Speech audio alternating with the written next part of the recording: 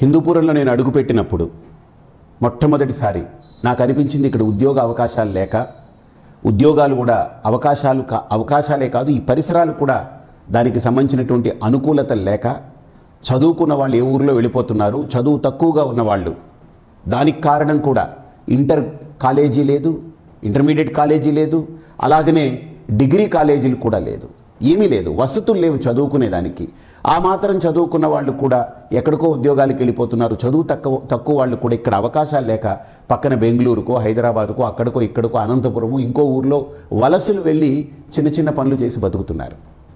నేను అడుగు పెట్టగానే వెంటనే నాకు అనిపించింది, ముందు మన చేత్తో ఏదో ఒకటి చెయ్యాలనే ఆలోచనతో ఒక జాబ్ ఫేర్ పెట్టాను. పెడితే సుమారు 8,000 మంది అప్లై చేసుకుంటే వాళ్ళందరినీ ఫాలో అప్ చేస్తే మాకు ఆ రోజు సుమారుగా 1,400 నుంచి 1,500 మంది అటెండ్ అయ్యారు.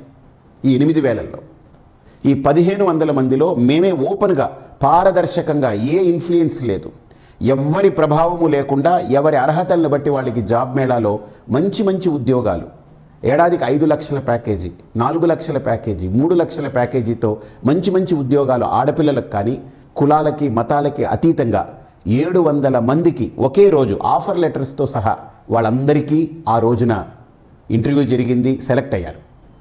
అంటే ఒక వ్యక్తి తలుచుకుంటే, ఒక వ్యక్తి సంకల్పిస్తే 58 కంపెనీలను ఇక్కడికి రప్పించి ఈ కార్యక్రమాన్ని చేయగలిగా. ఈ రోజున నా ప్రమాణపూర్వకంగా నేను చెప్పగలిగేది ఏంటంటే, ఎక్కడికో మనుషుల్ని పంపడం కాకుండా 5 సంవత్సరాల్లో ఇక్కడే మన ఉద్యోగ అవకాశాలు కల్పించుకునేటువంటి ప్రణాళికలు ఎందుకు చేసుకోకూడదు? దీని మీద అధ్యయనం చేసే నేను ఒక ఇంటర్ కాలేజు, ఒక డిగ్రీ కాలేజు ఇక్కడ ఖచ్చితంగా తీసుకురావాలని ఒక సంకల్పంతో ఉన్నాను. అలాగే నేను నాలెడ్జ్ హబ్గా ఉన్నటువంటి లేపాక్షి దగ్గర ఒక అద్భుతమైనటువంటి విద్యా వ్యవస్థ, ఒక విశ్వవిద్యాలయమే రావచ్చు, ఒక ఐఐటీయే రావచ్చు, ఒక మెడికల్ కాలేజే రావచ్చు, ఒక ఇంజనీరింగ్ కాలేజే రావచ్చు, అసలు ఎన్నైనా పెట్టచ్చు. అక్కడ చాలా అద్భుతమైనటువంటి స్థలం.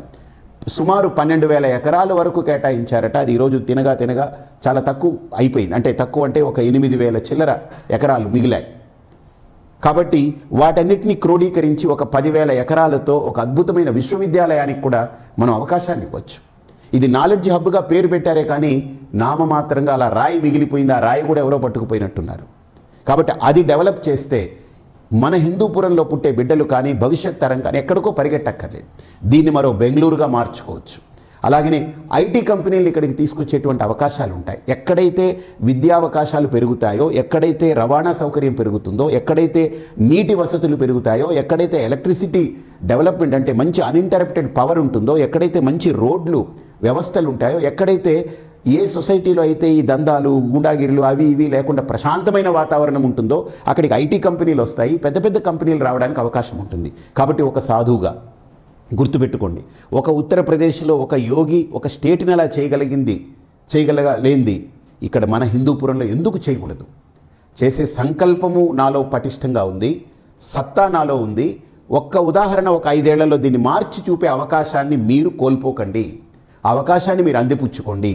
మేధావులు కానీ, ఉద్యోగస్తులు కానీ, వ్యాపారవేత్తలు కానీ, చదువుకున్న వాళ్ళు కానీ, అలాగే మన ఈ హిందూపురం గురించి మంచిగా అభివృద్ధి చెందాలని తపన పడేవాళ్ళు కానీ, యువత కానీ, మహిళలు కానీ, ప్రతి ఒక్కళ్ళు ఆలోచన చేయండి. ఈరోజు మన హిందూపురానికి ఎవరు ఉంటే అభివృద్ధి అవుతుందనేది. వీడిని తిట్టి వాడు, వాడిని తిట్టి వీడు, ఇది కాదు మనకు కావాల్సింది. ఈ కాలక్షేపంతో కాదు. మన ఓట్లు మురిగి కాలువలో వేసినట్టే, మన ఓట్లు తీసుకెళ్ళి పెంట కుప్పలో వేసుకున్నట్టే ఇలాంటి మాటలకి మనం ఓట్లు వేస్తే. కాబట్టి ఇవి కాదు, ఒట్టి మాటలు కట్టి పెట్టోయ్, గట్టి మేలు తలపెట్టవోయ్ అని ఆనాడు చెప్పినట్టు మనం ఒక గట్టి మేలుని తలపెట్టేటువంటి మీ ఓటుని అగ్గిపెట్టి గుర్తుకు వేయండి. స్వామి పరిపూర్ణానందగా మీ అందరి ముందు నిలబడి మీ అందరికీ విజ్ఞప్తి చేస్తున్నాను. ఎందుకనంటే నేను ఒక స్వామిగా విజ్ఞప్తి చేయక్కర్లా, కానీ ఈ రంగంలో ఉన్నప్పుడు నేను ఖచ్చితంగా విజ్ఞప్తి చేయాల్సిందే. నేను విజ్ఞప్తి చేస్తున్నాను. మీరందరూ మనసా వాచా కర్మణ మే 13వ తేదీ అన్ని పక్కకు పెట్టి ఆ రోజు స్నానం చేసి భగవంతుని స్మరించి, మీ మతాల వాళ్ళు, మీ కులాల వాళ్ళు, మీ ఇష్టదైవాన్ని స్మరించి మా హిందూపురం బాగుపడాలి, మేమందరం దైవ సంకల్పంతో అగ్గిపెట్టి గుర్తుకు ఓటేస్తాము. ఒక అగ్ని కణంలా, ఒక అగ్నిగుండంలా ఈ హిందూపురాన్ని ఒక యజ్ఞమైన భావనతో దీన్ని పవిత్రంగా మార్చాలని అగ్గిపెట్టి గుర్తుకు ఓటేసి గెలిపించి మీరందరూ అభివృద్ధిని కాంక్షించండి. అభివృద్ధి కోసం అగ్గిపెట్టి గుర్తుకు ఓటేయండి అని మీ అందరికీ మరొక్క మారు 2 చేతులు జోడించి విజ్ఞప్తి చేస్తున్నాను.